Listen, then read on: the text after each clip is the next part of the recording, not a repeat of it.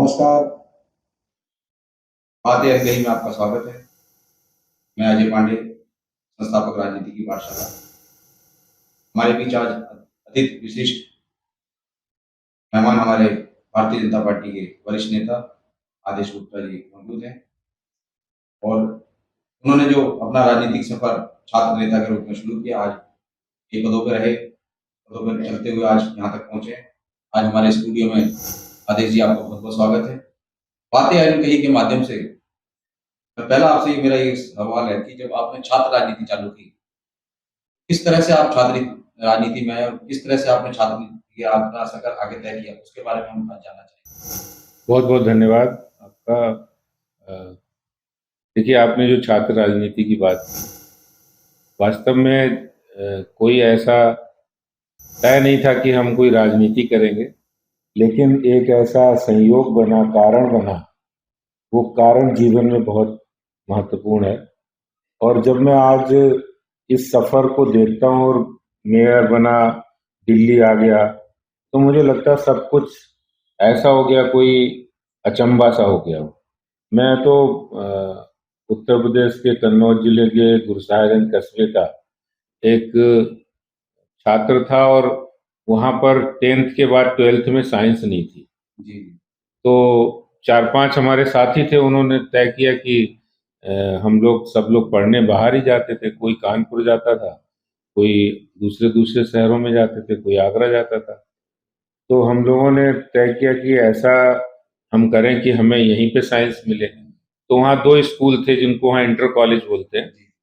तो एक वहाँ मदन मोहन मालवीय इंटर कॉलेज था, तो वहाँ हम लोगों ने कहा साइंस होनी चाहिए। हमने प्रिंसिपल से बात की, 4-5 हमारे साथी थे, उन्होंने एक योजना बनाई। तो प्रिंसिपल ने असमर्थता जाहिर की, बोले हम कैसे कर पाएंगे। उन्होंने तो हम सब लोगों ने तय किया इसके लिए आंदोलन करना चाहिए। और आंदोलन में क्या हुआ कि ऐसे बनते बनते रोज हम लोग मीटिंग करते थे, तो लोग जुड़ते गए, बोले आप बहुत अच्छा मुद्दा उठा रहे हैं। तो हम लोग पूरे कस्बे में जाके लोगों से बातचीत की, बोले नहीं होनी चाहिए। तो जब हम लोग मैनेजर से मिले, मैनेजर बोले हमारे पास तो इतने पैसे नहीं कि वो लैब बनाए बनाए साइंस में, लैब की जरूरत होती है। और अनएडेड कॉलेज जैसा था, मैनेजमेंट का, पैसे इतने थे नहीं। तो उन्होंने असमर्थता जाहिर की। हम लोगों ने ये समझा कि ये तो ऐसे झूठ मूठ कह रहे हैं, तो हमने आंदोलन शुरू कर दिया। आंदोलन शुरू किया तो बढ़ते बढ़ते एक दिन योजना बनी कि हम लोग जिला अधिकारी के कार्यालय के सामने भूख हड़ताल करें। तो जब भूख हड़ताल 7 दिन की क्रमिक अनशन किया, तो क्रमिक अनशन के आखिरी दिन जिलाधिकारी आ गए, बोले कि आप लोग क्यों कर रहे हैं, हम कोशिश करते हैं। और संयोग युवा कुछ विद्यार्थी परिषद के लोग भी वहां आ गए उस समय। तो बस वहीं से एक टर्निंग पॉइंट था कि हम लोगों को एक विद्यार्थी परिषद का मंच मिल गया और हम लोग एबीवीपी से जुड़ गए। और वास्तव में देश, वो तो एक संयोग था, एक जुनून था कि यहाँ साइंस होनी चाहिए, क्योंकि हमारी जो आने वाली पीढ़ियां हैं वो कहीं बाहर जाके ना पढ़े, उन्हें परेशानी ना उठानी पड़े, क्योंकि हर कोई अफोर्ड नहीं कर सकता था बाहर भेजना। इसलिए हमने तो आंदोलन किया। और कुछ दिनों के बाद जब राजनाथ जी शिक्षा मंत्री बने कल्याण सिंह जी की सरकार में, तो हम लोगों का डेलीगेशन, हम लोग मिलने गए और वो उनके माध्यम से वो मान्यता वहां मिल गई साइंस की। तो हम लोगों को बड़ी खुशी हुई। लेकिन उस दौरान हम ग्रेजुएशन कर चुके थे तब तक, दूसरी जगह जाके, क्योंकि मजबूरी थी। 10th के बाद हम रुक नहीं सकते थे। लेकिन मुझे एक सुकून ये आया कि हमने एक ऐसा काम किया जो वहाँ लोगों को साइंस उपलब्ध होगी बच्चों को, और वो साइंस पढ़ सकते थे। तो यही एक कारण था कि विद्यार्थी परिषद से जुड़ा हो गया, और विद्यार्थी परिषद के माध्यम से फिर मैं छात्रों की राजनीति में, छात्रों के काम के लिए काम करने लगा। अच्छा, एक चीज है कि जैसे कि आप वैश्य समाज से हैं और अक्सर देखा जाता है कि वैश्य समाज जो है व्यापार की तरफ ज्यादा रुझान रहता है। तो जब आपने आंदोलन किया, उस समय घर पे पता लगा हो कि आपने आंदोलन किया है, तो घर की वालों की क्या प्रतिक्रिया थी कि आप उनको अगर पता लगा होगा तो क्या प्रतिक्रिया रही होगी उनकी उस उस समय तो ऐसा था कि जब हम शुरुआत में तो खेल खेल जैसा लग रहा था। बाद में जब घर वालों को सीरियसली पता लगा कि इतने लोग ये सब मीटिंग करते हैं, जाते हैं, तो घर वालों ने रोका टोकी शुरू की। और रोका टोकी बोले क्यों कर रहे हो आंदोलन, तुम्हारी पढ़ाई खराब हो रही है। हालांकि अच्छा हुआ कि मैं इंटर में थोड़े अच्छे नंबर आ गए थे, फर्स्ट क्लास आ गया था, इसलिए इंटर तक तो कुछ कहा नहीं। लेकिन जब उनको ये पता लगा ये विद्यार्थी परिषद में जुड़ गए हैं और फिर जगह जगह जाके वाल्मीकि बस्ती में जाके कोचिंग पढ़ा रहे हैं, या फिर कहीं ऐसे आंदोलन में चले गए, कश्मीर के आंदोलन में चले गए, तो लोग उनके कान ज्यादा खड़े हुए। और फिर उन्होंने कहा कि भाई ये तो आप ना बहुत अपना कैरियर खराब कर दोगे, और ये ठीक नहीं, ये पढ़ाई हो नहीं पाएगी, ये सब नेतागिरी करोगे। तो ये सारी मुश्किलें आई थी। मेरी माता जी हों या घर के पापा जी हों, पिताजी हों, सबने मना किया। लेकिन मैं समझता हूँ कि ये उनका भी थोड़ा योगदान था कि उन्होंने एक हद तक मना किया, उसके बाद उन्होंने भी मना कर बंद कर दिया। क्योंकि इसका मैं कारण समझता हूँ कि थोड़ा घर में पहले से ही एक सामाजिक माहौल था, बना हुआ था। आपके घर में पहले भी किसी ने कोई ऐसा व्यक्ति रहा जिसने राजनीति की हो, या राजनीतिक पृष्ठभूमि आपकी रही है, ऐसा कुछ? राजनीतिक पृष्ठभूमि हम कह सकते हैं, लेकिन जो मेरे दादा थे वो स्वतंत्रता संग्राम सेनानी। वो 1942 जो भारत छोड़ो आंदोलन था, उससे 6 साल जेल में रहे। अच्छा। अंग्रेजों ने उन्हें जेल में रखा क्योंकि वो आंदोलन में बड़ी भूमिका निभाई थी। और पिताजी वो हालांकि कांग्रेस से जुड़े थे, लेकिन बाद में वो लोहिया जी के साथ आ गए थे जब देश आजाद हो गया। और पहला चुनाव जब उन्होंने कन्नौज से लड़ा था, तो वो डॉक्टर राम मनोहर लोहिया के प्रबल समर्थकों में से एक थे। बाद में फिर जब पिताजी संघ से जुड़ गए, तो बाद में वो संघ का काम करते करते फिर थोड़ा बहुत भारतीय जनता पार्टी का भी काम किया। तो एक परिवार में एक सामाजिक राजनीतिक माहौल था, इतने बड़े स्तर का नहीं था, लेकिन एक माहौल था। लेकिन मैं समझता हूँ कि आज की तारीख में कोई भी व्यक्ति ये नहीं चाहता कि वो राजनीति में हमारा बच्चा आए, क्योंकि राजनीति एक तरह से अनिश्चितताओं का समुद्र है। इसमें पता नहीं लगता है कि आप लाखों लोगों में एक आध लोग ही आगे आते हैं। लेकिन मैं समझता हूँ, मेरा एक बात कहना है कि राजनीति में कभी भी राजनीति में आना इसके लिए नहीं, जुनून अगर है, अगर आपका समाज की भलाई के लिए कोई जुनून है, तो जरूर आप कामयाब होंगे। ईश्वर आपके साथ। आदेश जी, आप भी जो राम मंदिर का आंदोलन हुआ, आंदोलन में आप भी जेल में रह के आए 1 साल। तो जो 1 साल आपने जेल में आप रहे, उस समय आपका कैसा अनुभव था? कैसा आप फ़ील कर रहे थे? क्या आपको कभी ऐसा लगा कि मैंने बहुत बड़ी गलती कर दी, मुझे जेल में रहना पड़ रहा है? नहीं अजय जी, मैं 1 साल तो नहीं रहा, लेकिन उस दौरान जब आंदोलन चला था तो मैं जेल में था, और एक ऐसी जेल में बंद था जो मुलायम सिंह यादव का गढ़ था, इटावा जेल। अच्छा। हाँ। और वहां पर जब जेल के अंदर हम लोग थे, तो एक दहशत होती थी हमेशा। कोई कहता था कि ये मुलायम सिंह यादव के गुंडे आ रहे हैं, अच्छा। और वो जेल पे हमला कर रहे हैं, जितने राम भक्त हैं बंद हैं। क्योंकि जो बंद थे वो तो सारे राम भक्त ही थे, राम जन्मभूमि के आंदोलन के लिए। और उस समय मुलायम सिंह तो उनके सबसे बड़े दुश्मन थे, नजर आ रहे थे, क्योंकि उन्होंने तो परिंदा भी पर नहीं मार पाएगा, गोलियां चलवा दी थी राम भक्तों के ऊपर। तो ये अंदर जो खौफ का माहौल था, और हम लोग सब लोग एकजुट होकर प्लानिंग करते थे, अगर आएंगे तो हम कैसे मुकाबला करेंगे। जो जेल में वो डंडे वंडे रखे रहते थे, उनको भी पकड़ लेते थे, बोले कि ऐसे अफवाहें फैलती थी कि वो आज ये मुलायम सिंह के भाई शिवपाल सिंह आ रहे हैं, ये आ रहे हैं, क्योंकि इटावा जेल थी, इटावा तो उनका गढ़ था। तो ये एक बहुत बड़ा वहां से एक सबक मिला, और एक एकजुटता की जो भावना वहां से आई जेल में। तो जेल में जरूर थे, लेकिन हमारे हौसले बुलंद थे। आप घबराए नहीं? नहीं घबराए बिल्कुल नहीं, क्योंकि राम जी का नाम था कि जा पर कृपा राम की हुई, ता पर कृपा करे सब कोई। क्या बात। आदेश जी, अभी तक तो हमने आपके छात्र जीवन और राम मंदिर के मूवमेंट में आपका जो भी कंट्रीब्यूशन रहा या जेल भी होगा, उसको चर्चा की। जब आपको पहली बार संवैधानिक पद पे आने का मौका मिला, जब आप पहली बार निगम पार्षद बने, तो कैसा महसूस किया कि जैसे ही आपको टिकट मिली, बहुत ज़्यादा कोई नाम आपका चर्चा में नहीं था, अचानक से आपको टिकट मिली, आप उसके बाद पार्षद हुए, मेयर भी हो गए। किस तरह का अनुभव रहा? कैसे ऐसे चीज़ें होती चली गई? देखिए, ये बात तो आपकी बिल्कुल सही कि मेयर जिस समय बना था उस समय तो मुझे ही भरोसा नहीं था, लेकिन पार्षद में हमने मेहनत की थी इलाके में और बहुत दिनों से लगे हुए थे उस इलाके में। मैं मंडल अध्यक्ष था, जिले का उपाध्यक्ष था, जिले का महामंत्री बना, पार्टी का कार्यकर्ता, हर कार्यक्रम में रहना, हर घर घर जाना, पार्टी के कार्यक्रमों को लेके। जब हमारे देश के यशस्वी गृह मंत्री जब राष्ट्रीय अध्यक्ष बने तो जो उन्होंने सदस्यता अभियान चलाया बड़े स्तर का, संपर्क अभियान, महासंपर्क अभियान, तो घर घर जाके साइकिल वाले, रिक्शा वालों के पास जाके हमने बहुत बड़े लेवल पे सदस्यता अभियान चलाया।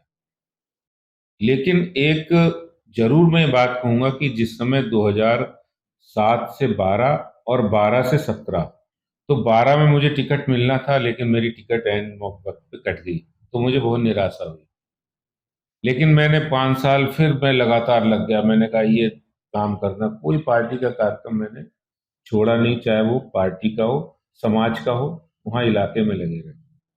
लेकिन मुझे इस 17 के इलेक्शन से 6 महीने पहले बड़ी परेशानी ये होने लगी कि क्योंकि जो पार्षद थे, बीजेपी की पार्षद थे, अच्छा, अच्छा। उनकी इतनी एंटी इनकम्बेंसी हो गई थी कि वहां पर लोग ये कहने लगे कि यहाँ तो अगर कोई प्रधानमंत्री भी खड़ा हो जाएगा वो भी हार जाएगा, अच्छा, ऐसा। इतना बुरा हाल हो गया। तो हमने कहा भाई यहाँ तो हम तैयारी कर रहे हैं, अगर मान लो पार्टी ने टिकट दे भी दी, हम मांग रहे हैं और हार गए तो बड़ा खराब हो जाएगा, पहली बार चुनाव लड़ेंगे, हार जाएंगे। तो मुझे अंदर से वास्तव में बहुत निराश हुई।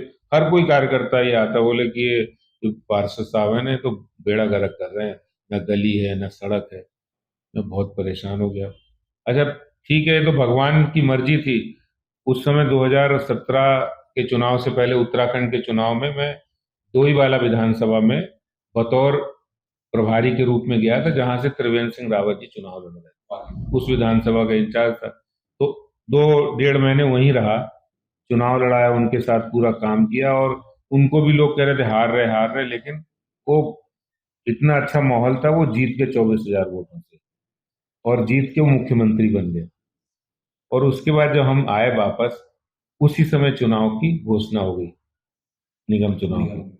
निगम चुनाव में टिकटें कट रही हैं, मिल रही हैं, तो हमारा टिकट हो गया क्योंकि वहाँ इतना काम कर रखा था सर्वे में और पार्टी ने हमें रिकॉग्नाइज किया और टिकट दी। लेकिन टिकट लेने के बाद फिर वही हाल, क्योंकि निगम पार्षद ने काम नहीं किया 10 साल से। चैलेंजेस थे आपके पास। चैलेंज से 5 साल पहले उन्होंने सही काम किया, 5 साल के बाद थोड़े बुजुर्ग थे तो थोड़ा काम नहीं किया, तो लोगों की अपेक्षाएं ज्यादा होती हैं। जी। अब वो पार्षद साहब भी मेरे साथ बोले चुनाव प्रचार में जाऊंगा, जी। तो हमने पार्टी के लोगों से बात की, ऊपर अधिकारियों से बात की, संघ के कुछ लोगों से बात की। हमने कहा देखो, अगर हमें चुनाव जितवाना है तो आप इनसे निवेदन कर लो थोड़ा दूर रहे, क्योंकि जनता जैसे ही देखेगी वैसे ही वो तुरंत ही भड़क जाते थे। बोले ये नहीं किया आपने, हमारी पेंशन नहीं बनवाई, हमारी गली नहीं बनवाई। तो उनसे रिक्वेस्ट की, बुजुर्ग थे, बड़ी मुश्किल से माने। और लेकिन ईश्वर की कृपा हुई कि वो चुनाव हमने जीता। बहुत टफ सीट थी वेस्ट पटेल नगर, जी। और वो चुनाव जीता। ये सब मुझे लगता है कि जो हम काम करते हैं वो तो ठीक है, लेकिन बिना कृपा के कुछ भी नहीं होता है। और चुनाव जीता, चुनाव जीतने के बाद पार्टी ने मुझे स्टैंडिंग कमेटी का मेंबर बनाया पहली साल। हाँ, लेकिन जब दूसरी साल जब मेयर बना तो मुझे ऐसी उम्मीद नहीं थी। मैं तो ये सोच रहा था कि जोन चेयरमैन बन जा, ज्यादा से ज्यादा बना देगी पार्टी, या फिर कोई डिप्टी बना देंगे कहीं, स्टैंडिंग कमेटी या डिप्टी।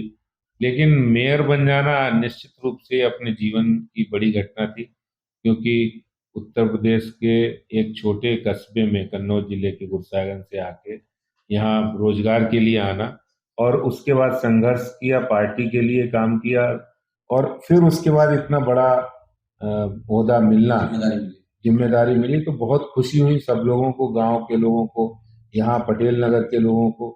और हमने पूरी ईमानदारी से, पूरी मेहनत से काम किया। 365 दिन का मेयर होता था ये, जी। 1 साल का मेयर होता है। हमने उसी दिन खाका खींच लिया था। हमने कहा 365 दिन के 365 दिन बैठना नहीं है।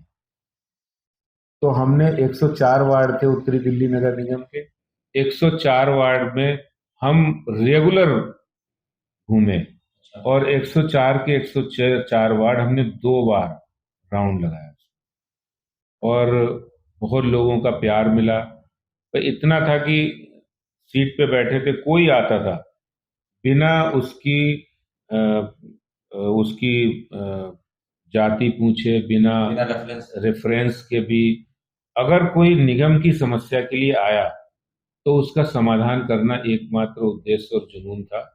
और जिसके कारण मैं देखता हूँ कि मैं उनको भूल भी गया। आज भी बहुत सारे लोग मिलते हैं, बोले आप, मैं आया था और आपने ये काम फोन पे करा दिया था। तो ये बात सुकून देने वाली होती है एक राजनीतिक सामाजिक व्यक्ति के लिए कि वो एक काम करता है। बहुत सारे उस दौरान चैलेंजेस थे, फेस करने। बहुत चैलेंजेस थे, क्योंकि निगम के पास पैसा नहीं था उस समय। अ, मेरे टेन्योर से पहले जो टेन्योर था 1 साल का, उसमें 3 हड़तालें निगम के सफाई कर्मी कर चुके थे साल में। एक दिवाली पे, एक होली पे और एक मेन त्योहारों पे, क्यों उन्हें तनख्वाह नहीं मिलती थी। तो मैंने सबसे पहले मेयर बनते ही सबसे मीटिंग की, कमिश्नर को बुलाया और जितने अधिकारी बुलाया। मैंने कहा आप चाहे अधिकारी की तनख्वाह आप 3 महीने बाद देना, लेकिन सफाई कर्मी और 4th क्लास की जो तनख्वाह है वो आप तुरंत रिलीज करें। और उसका रिजल्ट आया कि हमारे टेन्योर में एक भी हड़ताल नहीं हुई।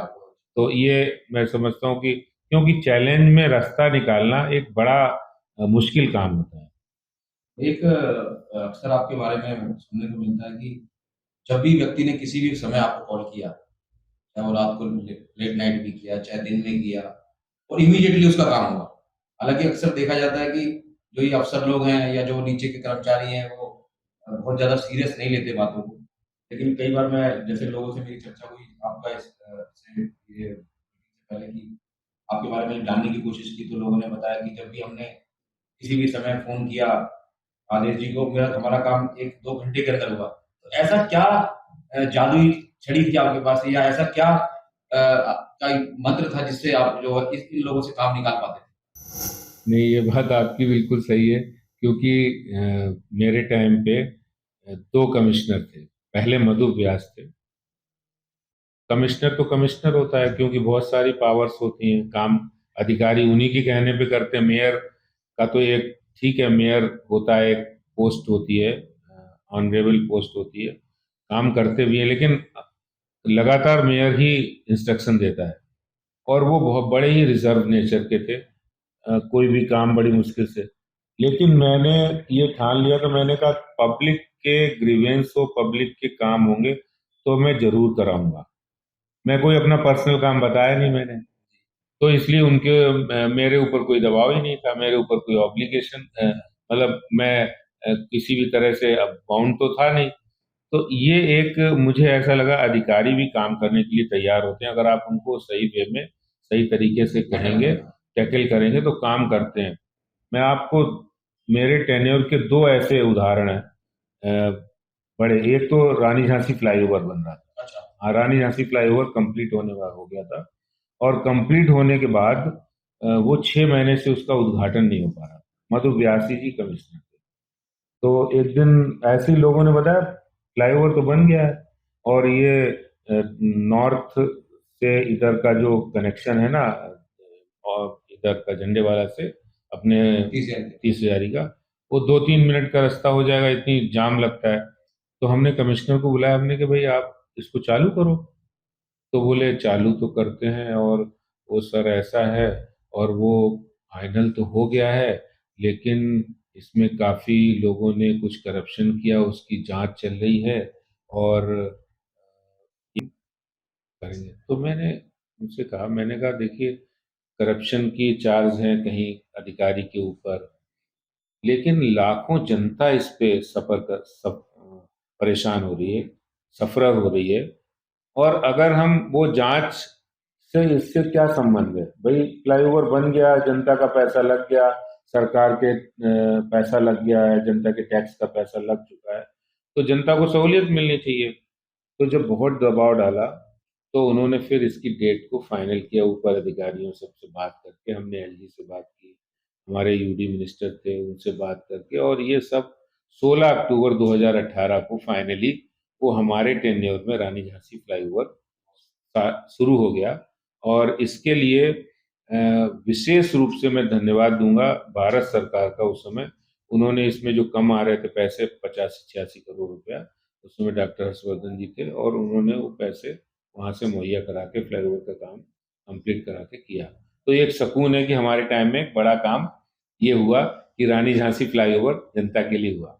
जो सुविधाएं आप लोग ले रहे हैं तो आपको बड़ी खुशी होती है, बहुत, आप वहां से गुजरते होंगे। बहुत, बिल्कुल। और जो लोग बड़े सुकून के साथ बड़े कम समय में वहां पहुंचते हैं। जी। ये तो आपका मेयर का दूसरा एक और मैं आपको बताना चाहता हूँ। एक हमारे वार्ड में 7 एकड़ की जगह थी, वो अबेंडेड लैंड थी, एमसीडी की लैंड थी, उस पे बहुत सारे बांग्लादेशी बैठे होते कबाड़ी, 200 बांग्लादेशी कबाड़ी। तो हम जब भी जाते थे तो लोग कहते यहाँ कबाड़ इकट्ठा करते हैं, जलाते हैं, पॉल्यूशन होता है, और वो पूरी जगह गंदगी की भरमार थी। तो लोग शिकायत करते थे, तो हम कहते थे कमिश्नर को कि भाई कार्रवाई करो, अपनी जोनल मीटिंग में कहते थे कि भाई कार्रवाई करिए डीसी।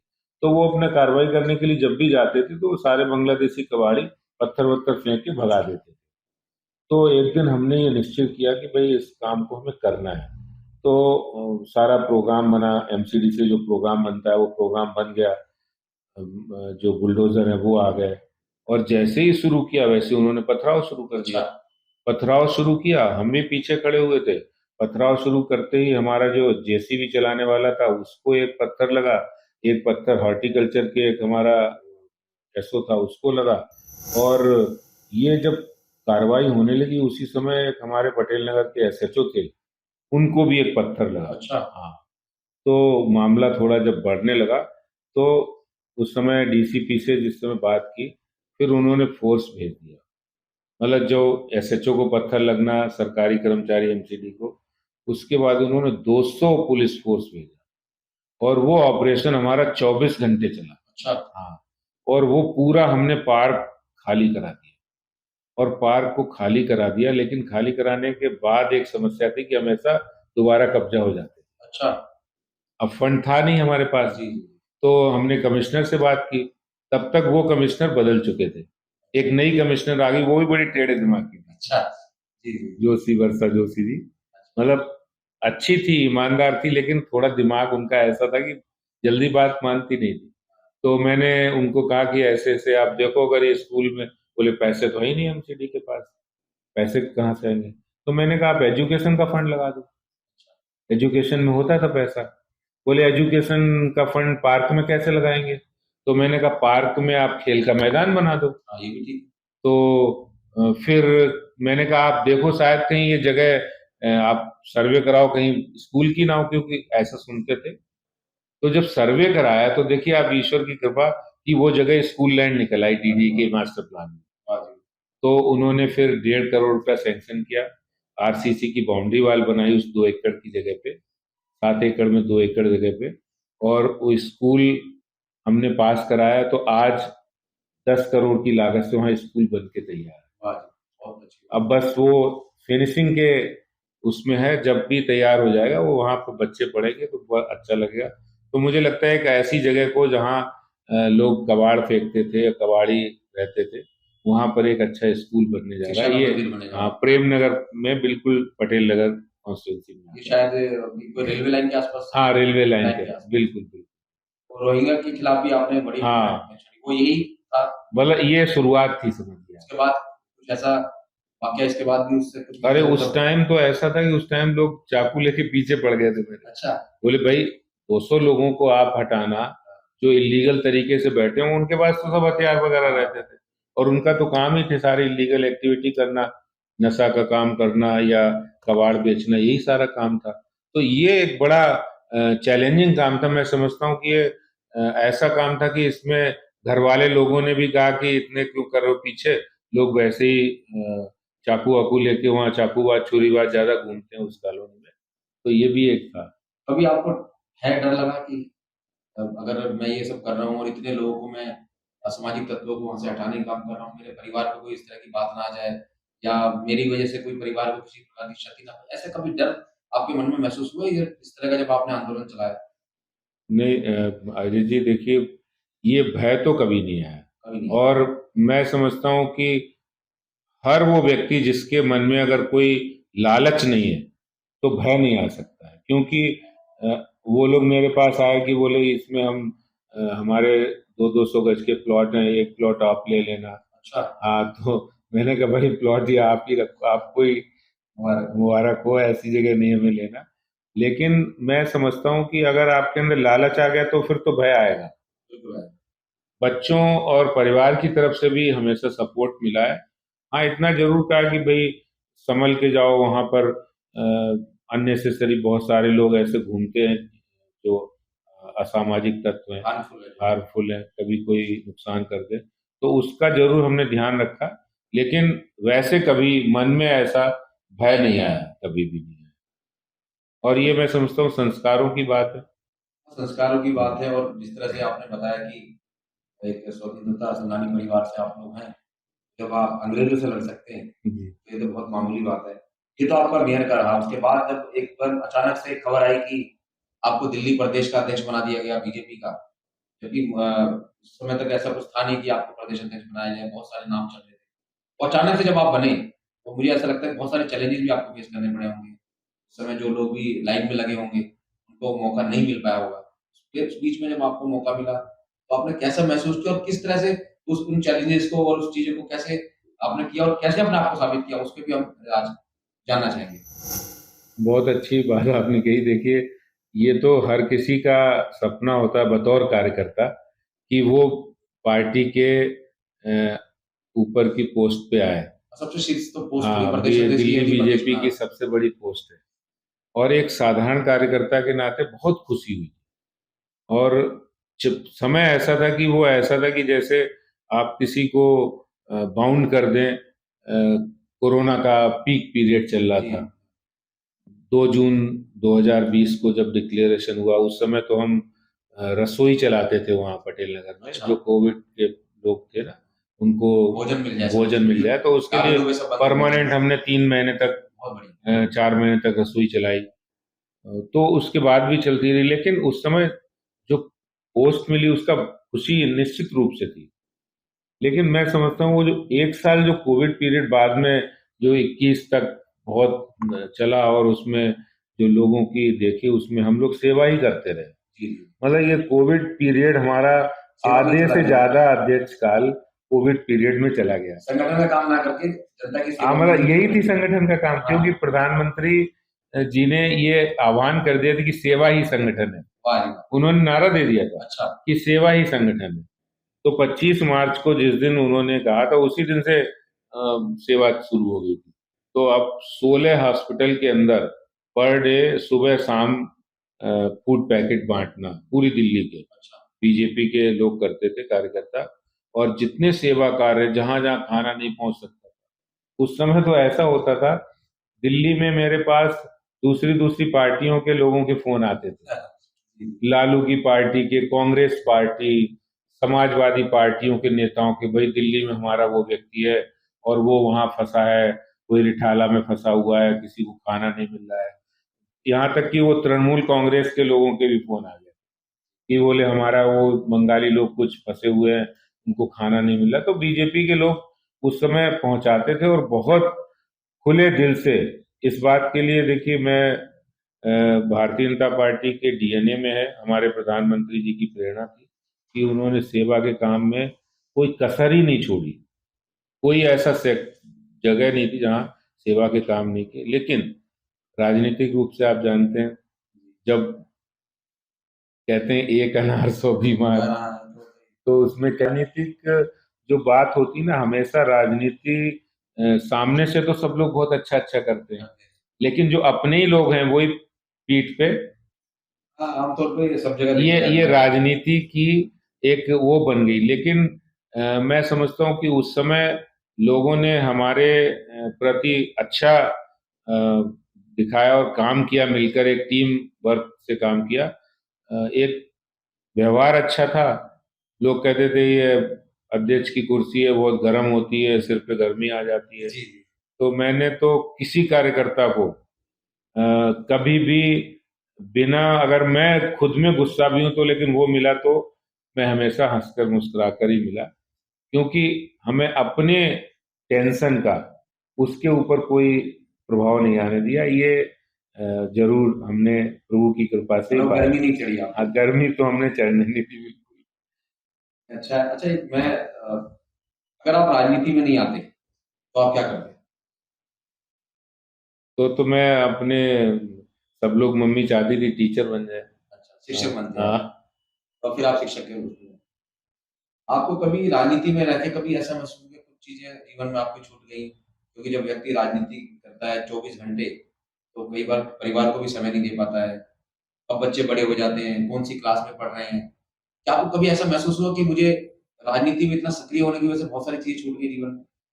देखो, ये तो बिल्कुल लगता है। जब राजनीति में आदमी सक्रिय होता है, पूरे दिन काम करता है, कोई वो नहीं होता कि कितना टाइम लगेगा।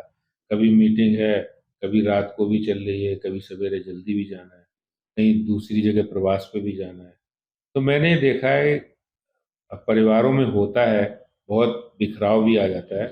लेकिन मेरे यहाँ पे एक अच्छी बात थी, गुड लक हमारा कहिए, कि जो धर्म पत्नी थी, उनका साथ बहुत अच्छा था, अच्छा है।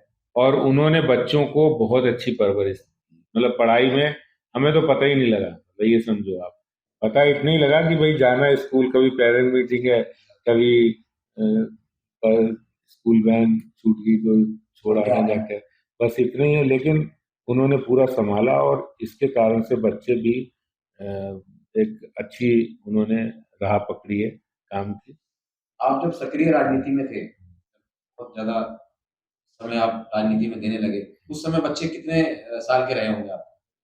उस समय बच्चे ग्रेजुएशन कर लिया कर था, चुके दोनों बच्चों ने, एक ने बीटेक किया, एक ने एमबीए कर रहा था वो। अच्छा, मतलब शिक्षा। तीन तीन बच्चे हैं, तीसरा छोटा था।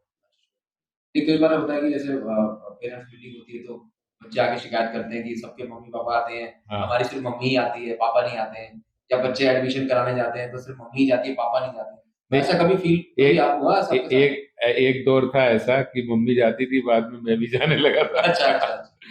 लेकिन ऐसा नहीं थी। जब प्रवास पे चले गए, जैसे मान लो अब चुनाव में गए, 1 महीने 2 महीने, चाहे वो यूपी में हो या फिर उत्तराखंड में, तो वहां जरूर, फिर वहां जब 2 महीने के लिए चले गए तो सारा काम तो मम्मी को ही करना हाँ, ये है, बात। स्कूल से जाना है, ले जाना है। तब तो बच्चे छोटे भी थे, और अब तो बच्चे बड़े हो गए हैं। उस समय छोटे थे जब हम बाहर ज्यादा रहते थे, क्योंकि युवा मोर्चा में भी मैं राष्ट्रीय पदाधिकारी पदाधिकारी रहा रहे हूँ। हैं, जी। तो युवा मोर्चा के टाइम में भी पूरे देश में जाते थे, प्रवास करते थे, और आंदोलन में भी जाते थे, एज पार्टी के नाते भी बहुत जगह गया हूँ। तो उस दौरान परिवार छोटा था, मतलब बच्चे छोटे थे, छोटे। तो वो ज्यादा संघर्ष था उस जब समय। बच्चे छोटे होते चैलेंजेस भी होते हैं, हाँ फिर बहुत सारे घर पे जितने बच्चे बीमार हो गए, हाँ बिल्कुल। बच्चों को डॉक्टर पास लेके आजकल ना जाना। दिल्ली का जो मौसम है, आप जानते हैं कि 2-3 बार तो छोटे बच्चे साल में 2-3 बार उनको बीमार होते फीवर ही है। आना है, वायरल होना है। बीच में तो डेंगू फैल गया था बहुत। आदिल जी, ये कोई ऐसा कोई ऐसा वाकया कभी जो कभी छात्र जीवन में या कभी युवा मोर्चा में जिसको आप याद करते हैं तो खुशी खुशी आती है, जैसे आप कई बार अपनी पुरानी यादें करता है तो उसको अंदर से महसूस होता है, ऐसी कोई यादें हैं आपके पास जिसे याद करके आपको अंदर से बड़ी खुशी महसूस? देखिए, बहुत सारी बातें हैं जिनमें ऐसा लगता है कि हमें, अगर विद्यार्थी परिषद का हमें दामन मिला था, तो उससे एक मिशन मिल गया था, एक विजन मिल गया था, एक हमें ये हो गया कि हमें किस ओर जाना है। क्योंकि देखिए, डेस्टिनी है वो आपको वहां ले जाती है, जो आपकी स्वभाव जैसा होता है वैसे ही उधर ही आप घूमने लगते हैं। बहुत बढ़िया। तो वो डेस्टिनी हमें वहाँ विद्यार्थी परिषद जाना था, क्योंकि एक राष्ट्रभक्त आंदोलन था। दो जरूर मैं आपको बातें कहूंगा, जब वहाँ पे हम कोचिंग चलाते थे उन बच्चों की जो वाल्मीकि समाज के जी थे, जी। और जो घरों में आके सफाई करते थे। तो एक जब वो एक लड़की हमारे यहाँ काम करते आती थी, तो उसे ये नहीं पता था कि हम वहाँ जाते थे, ट्यूशन पढ़ाते थे। वो पढ़ने में वो लोग रुचि नहीं रखते थे, लेकिन हम लोग उनको आग्रह करके पढ़ाते थे। और वो बच्चे जब पढ़ लिख के, जब वो कहीं उनकी नौकरी लग गई और वो आए कि मैं इतनी ये नौकरी करी, चाहे छोटी नौकरी थी, लेकिन उन्होंने वो काम छोड़ दिया जो सफाई का था, और वो छोड़ के वो नौकरी करने लगी, और वो बोली कि लग गई है मेरी। तो मुझे ये बहुत सुकून अच्छा मिला, लगा, सुकून सुकून मिला। मिला कि एक बहुत ही जो पैसे वर्ग से आते थे और जिनको जरूरत थी, तो उनके लिए हमने कुछ किया, तो ये अच्छा लगा। दूसरा, एक कश्मीर का आंदोलन चला था, और उस दौरान हमने एक बड़ा मूवमेंट किया था, वहां पर खड़ा किया था। कश्मीर में। और उसके बाद हम लोग कश्मीर गए थे तिरंगा फहराने। तो वो जो क्षण थे, वो एक रोमांच करने वाले थे कि भाई तिरंगा फहराना है। लाल चौक पे गए। लाल चौक पे तिरंगा फहराना विद्यार्थी। उस समय तो बड़ा ये था कि वहाँ तिरंगा फहराने का मतलब गोलियां चलेंगी, हाँ, बम बारूद आएगा। अरे ऐसा लग रहा था कि हम भारत में नहीं फहरा रहे। अच्छा। लाल चौक, मतलब लाल चौक पे तिरंगा फहराना के लिए वहां सेना लगा दी गई, लोगों को घुसने नहीं दिया गया, कम सीमित संख्या में।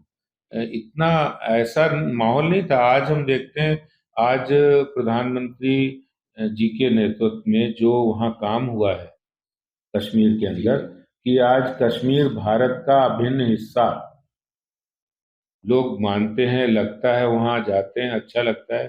लेकिन तब तो लाल चौक का मतलब, लाल चौक पे तिरंगा फहराना ही अपने आप में ऐसा लगता कि लाहौर में फहराना और मौत को दावत देने है, के और बराबर भी मौत को था। दावत देने के बराबर। तो हम लोगों ने एक आंदोलन किया था कि जहां हुए बलिदान मुखर्जी वो कश्मीर हमारा है, और लाल चौक पे तिरंगा फहराना है। ये तो बड़ा आंदोलन था, एक बड़े रोमांच वाले क्षण थे।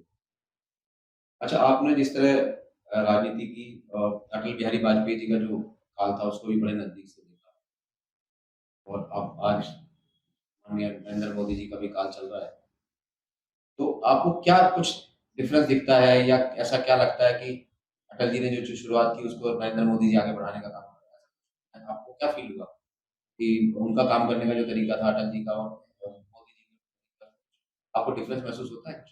देखिए, हर राजनीतिक व्यक्ति या हर व्यक्ति के, हर शख्सियत की एक अपनी खासियत होती है। अटल जी और मोदी जी में बहुत सारी समानता है, और वो समानताएं बिल्कुल साफ दिख सकते हैं। जैसे विकास के प्रति उनका जो नजरिया है वो बिल्कुल एक सा है। उस समय जो परिस्थितियां थी, 24 दलों की सरकार चलाना एक बहुत बड़ा बड़ा चैलेंज था। एक ये सोचिए कि आप पानी की धार पे चलने के बराबर था। जरा सा इधर डगमग हुए, और उसमें भी किस तरह की मानसिकता के लोग उस लोग पार्टी में। पार्टी। नेशनल कॉन्फ्रेंस भी थी, जी। हाँ, तृणमूल कांग्रेस के जैसे लोग, उसमें जयललिता भी छोड़ के बाद में जी, चली गई चली थी। गई। तो अटल जी की खासियत थी, और उन्होंने देखिए स्वर्णिम चतुर्भुज योजना, देश के अंदर सड़कों का जाल बिछाने की शुरुआत अटल बिहारी वाजपेयी जी की। प्रधानमंत्री फसल बीमा योजना, किसानों की जो फसल का बीमा हो वो वहां से शुरुआत हुई। बहुत सारे काम। और एक बात और थी, उनको लोग बहुत ही मॉडरेट कहते हैं, एक उदार हृदय के थे अटल जी। अटल जी, इसमें कोई शक नहीं। लेकिन वो उतने ही सख्त थे, प्रशासक थे। अच्छा। हाँ, और वो इतने सख्त प्रशासक थे कि जब उन्होंने ये मिनिस्ट्री बनाई थी हाईवे वाली, उस समय उन्होंने, जब बीसी खंडूरी जी उसके मंत्री थे, उन्होंने करप्शन ना हो इसके लिए विशेष समिति बनाई थी। और मुझे खूब ध्यान है, पर डे का वो होता था कि कितनी सड़क, कितने किलोमीटर सड़क बनी है, उसका पर डे का रिव्यू होता था। अच्छा। हाँ, और देखिए, ये नरेंद्र मोदी जी जब प्रधानमंत्री बने, उन्होंने इस उस दायरे को यहाँ से लाके वहां किया, बड़ा किया। उन्होंने एक बिग स्केल पे काम किया। Scale and speed, scale and speed, ये जो उन्होंने मोदी जी ने किया, कि अब जैसे उन्हें प्रधानमंत्री आवास योजना में गरीबों को जो घर देने हैं, आवास देने हैं, शौचालय बनाने, छोटे मोटे नहीं, करोड़ों की संख्या में। अगर बैंक अकाउंट खुलना है तो 50 करोड़ बैंक अकाउंट। देश की आजादी के बाद 4 करोड़, 2014 तक, उसके बाद वो 40 करोड़, 42 करोड़, 45 करोड़। तो ये स्पीड और स्केल, ये मोदी जी की देन है कि उन्होंने हर चीज में, आप देखिए, आज सड़कों का जाल हो, सड़क हो, टनल हो, हाईवे हो, एक्सप्रेस वे हो, आईआईटी हो, आईआईएम हो, देश के अंदर इंफ्रास्ट्रक्चर हो, जो फ्लाईओवर्स हो, अभी चिनाब नदी पे पुल बना है, अच्छा। अटल टनल बनी है। तो ये जो स्पीड और स्केल देने का काम नरेंद्र मोदी जी का विजन है। बस इतने ही अंतर हम देख सकते हैं। बड़ी अच्छी बात कही आपने, बहुत ही संतुलित तौर पे अटल जी से लेकर और ये मोदी जी तक की बात की। आज के इस बातें कही के माध्यम से युवाओं को आप क्या संदेश देना चाहते मैं युवाओं से दो बातें ही कहूंगा। एक तो देखिए, हमें नशे की आदत से बिल्कुल दूर रहना।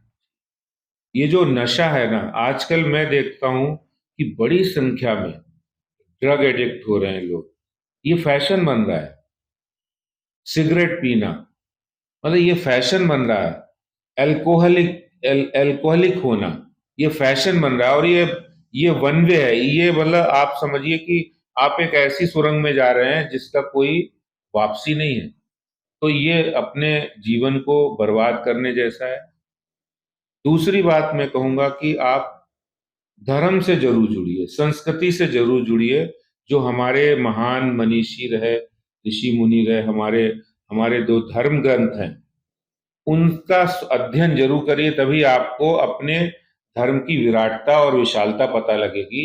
चाहे भगवत गीता हो, रामचरितमानस हो, या फिर अ, वाल्मीकि रामायण हो, या फिर महाभारत हो, इन ग्रंथों का आप पढ़ेंगे तभी आपको अपने धर्म की विशालता पता लगेगी और आपकी जो काम करने की शक्ति है वो बढ़ जाएगी। बहुत बढ़िया संदेश आपने युवाओं को दिया, बहुत कीमती भी समय दिया। बातें अनकही में बहुत कुछ आपके बारे में जानने को मिला और आगे भी भविष्य में हम लोग उम्मीद करेंगे अपने इस चैनल के माध्यम से कि आप हमें समय देते रहेंगे। और जिस तरह से छात्र राजनीति से आप यहाँ तक पहुँचे और हमारी तो चैनल की तरफ से शुभकामनाएँ भी आपको, और हम दुआ भी करेंगे कि आप प्रदेश अध्यक्ष से लेकर और बाकी बड़े-बड़े पदों पे जाएँ, क्योंकि अभी नई राष्ट्रीय कार्यकारिणी भी आपकी बनने वाली है। तो हम लोग उम्मीद रखते हैं कि आपको प्रदेश में तो काम किया ही आपने, बाकी प्रदेशों में भी काम किया आपने एज़ ए ऑब्जर्वर, लेकिन एक पदाधिकारी के तौर में आपको पूरे देश में काम करने का मौका मिले। बातें कही कि मैं बहुत अच्छा लगा।